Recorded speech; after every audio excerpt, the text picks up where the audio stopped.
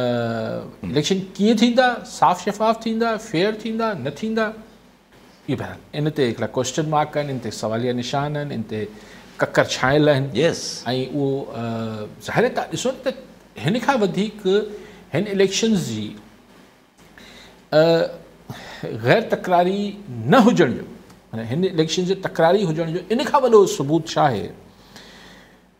ग़लति सही number 1 party जेका हुई 2018 में, उनखे हिकिड़ो जलसो त छॾियो, जलसड़ी करण जी इजाज़त नाहे।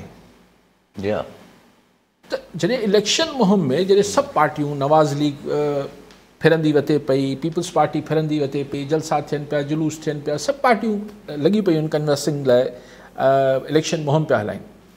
हुननि जी लीडरशिप त ॿधल आहे रहंदो PTI जी, पर हेठि बि हुननि खे कंहिं बि सरगर्मी जी इजाज़त नाहे। जीअं केरु करे थो खमिजी वञे थो।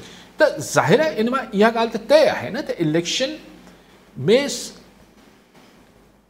ग़ैर सरकारी ग़ैर हतमी तौर ते PTI खे इजाज़त न पई मिले, छाकाणि त अगरि PTI खे ईअं सिर्फ़ु भले लीडरशिप बंदि हुजे, ईअं रुगो छॾीनि न त भई तव्हां थोरो सरगर्मी कयो, त पोइ मुल्क में पंहिंजी मर्ज़ी जा नतीजा न ईंदा।